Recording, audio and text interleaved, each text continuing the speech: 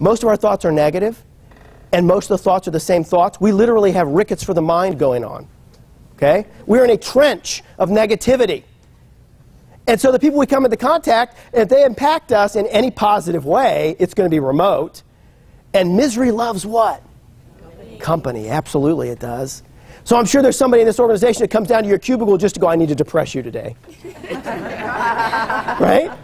You got to exercise those people from your life. Because in every scenario, the law of primacy is at play. And the law of primacy will tell you this. And human resources, anybody from HR here? Okay, great. We can talk about it. Human resources directors in candid moments will tell you this is a true statement. Before your butt hits the chair, they have already decided whether they're hiring you most of the time. Because that walk from there to there is critical. They are reading you like a book, and they're asking themselves, do I like this person? Do I want to work with this person? Do I want to potentially work for this person in the future? We are read in about 10 seconds. People look at us and decide things about us. So before I ever get to him, he has already made a decision about me by the way I dress, the way I walk, the way I move. The first conversation we have with anyone is body language. Secondary is words. He's already decided a whole lot of stuff about me before I ever say anything to him. Criminals read this stuff because they survive doing it, and they are masters at it. So the image that you send off, the aura that you project, has got to be one that's powerful, passionate, energized, and engaged. They have to see that you're alert and aware, that you care about yourself, and that you are not going to take any crap from anyone. Okay? Because what we think is what we are. If I were to ask you to move your chairs away from the table, drop your heads and look at the floor, roll your shoulders forward, and start to breathe very shallow, how quickly could you be depressed? Matter of seconds, right? Is it easy enough for us all to focus on things that are not going well in our lives and in the world and in our country and every place else? Can we do that? And quickly we get ourselves depressed, don't we? So we have two tools to change this, physiology and focus.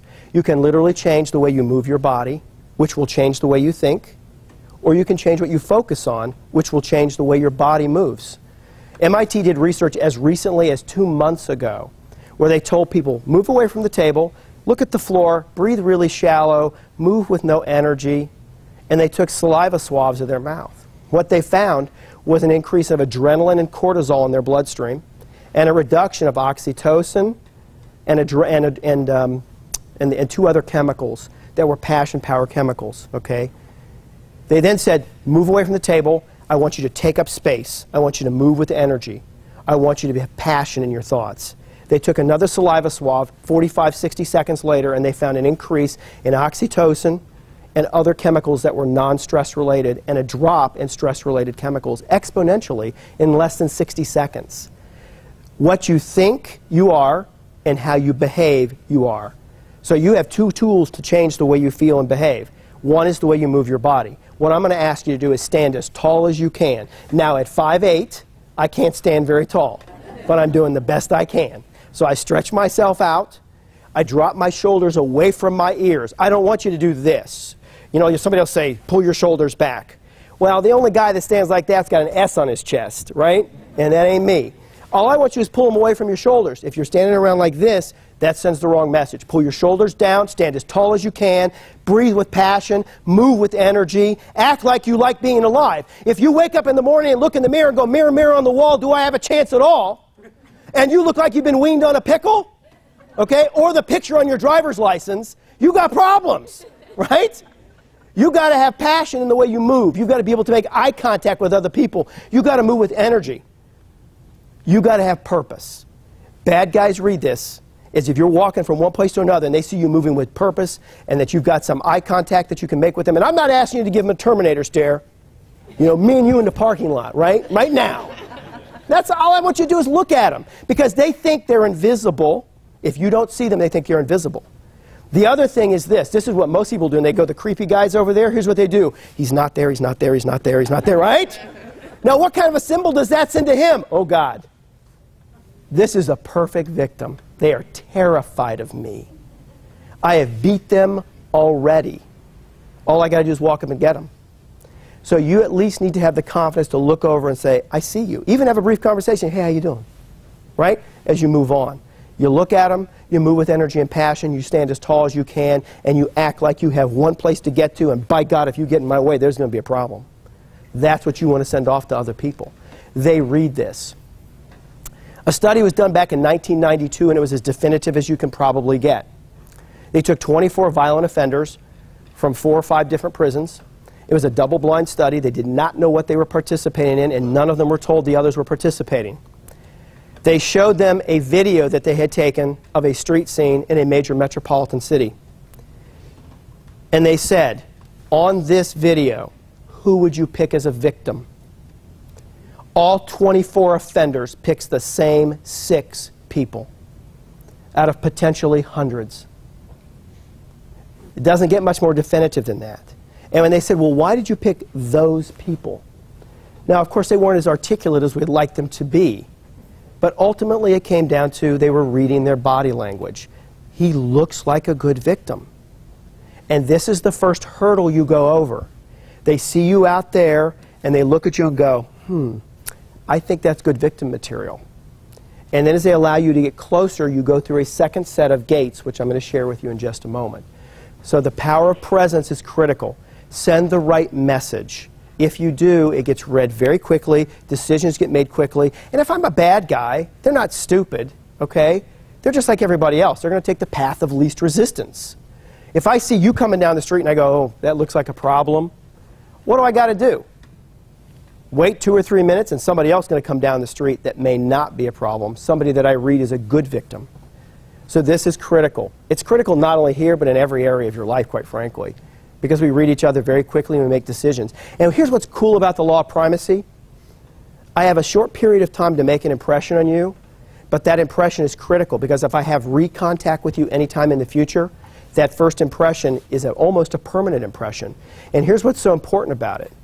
Her and I have a conversation for 1 or 2 minutes, and let's say I've had day number 1, and I'm not in the most resourceful state.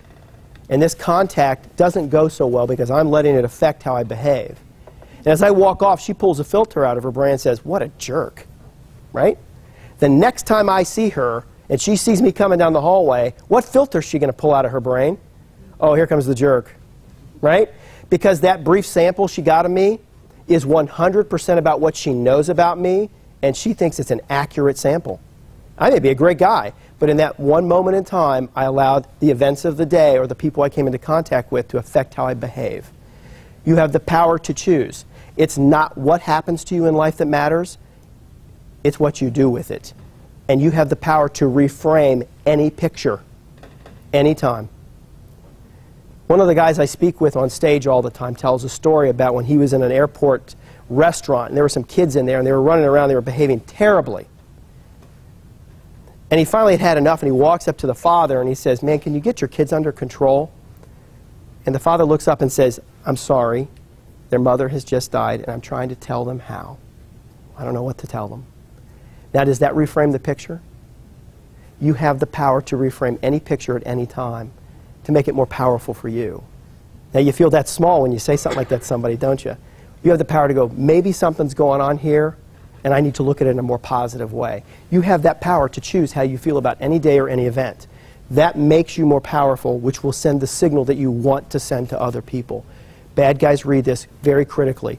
You don't think as a police officer, when we walk into a scenario, they don't look us up and down and go, I think I can take that cop.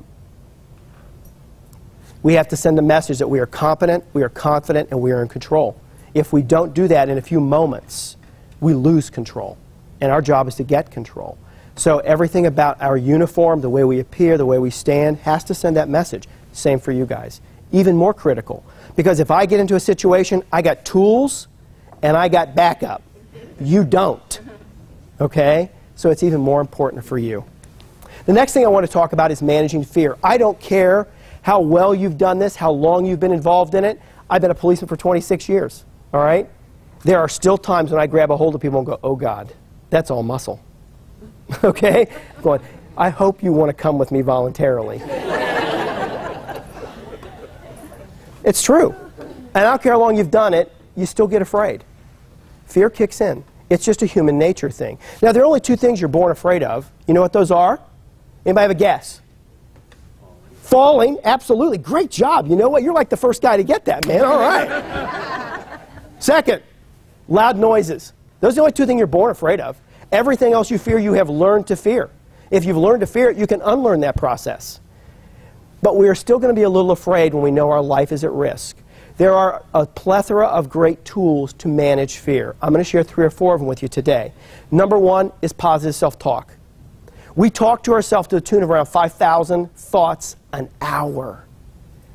We know most of those thoughts are negative, don't we? And disempowering. When a critical incident occurs, it's easy enough when it gets really scary to want to give up. In his book, Man's Search for Meaning, Viktor Frankl talks about surviving Buchenhausen. And he says, you could tell, even though the process was entirely random, which people were probably going to be killed next. Because they had given up.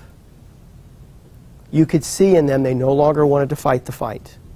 It got scary enough, it got painful enough, and they said, why do I want to do this anymore? They lost the reason for survival. And remember that survival switch we did earlier? That's your reason to win. When I train police recruits at Sinclair or at the Dayton Police Department, I have them bring a photo in of the thing they love the most. I don't care what it is. I don't care if it's your dog, your motorcycle, your kids, your wife. It doesn't make any difference to me because it's got to resonate for you. I have them write a paragraph about what that means to them. And then I want them to distill it down to a sentence. And then ultimately a few power words. And when they go into a call that's dangerous, I want them to look at that photograph on the dashboard of their car and go, for you I go into hell, for you I will come back out. Because we will always do more for the people we love than we will anyone else. And being on the bottom enough times in fights, believe me, what you think about is what you love. You don't think about, hey, I'm a tough policeman here today, right? Macho goes away fast. Love stays for a long time. You got to tap into that. Friedrich Nietzsche said if you have a big enough why, you can endure anyhow. You'll figure out a way.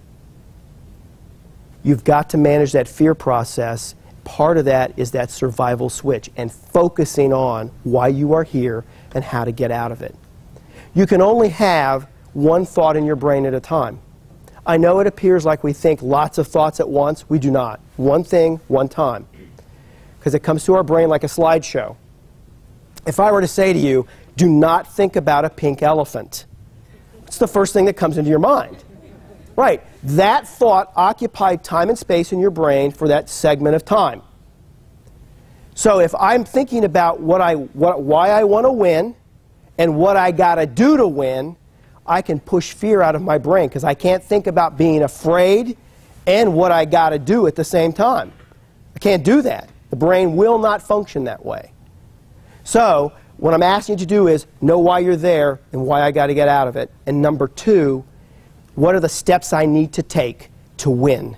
Not why I'm afraid, because it's easy to get afraid. You throw a garter snake on the ground here, I think it's a cobra. Because the only good snake is a dead snake in my mind, right? And he can be this little, to me he appears this big. I don't like snakes. That's a fear I have learned, you know? I got to focus on how do I get out of this? So what steps individually do I need to take to win? One of my friends is a retired Navy SEAL. On 2 occasions, his parachute did not open for him. And he was doing halo jumps. High altitude, low open. Which means he's coming out of an airplane so high he cannot breathe without an oxygen mask. He is shooting towards the earth. As he gets below the horizon line, he opens his parachute and he hits the ground fairly hard.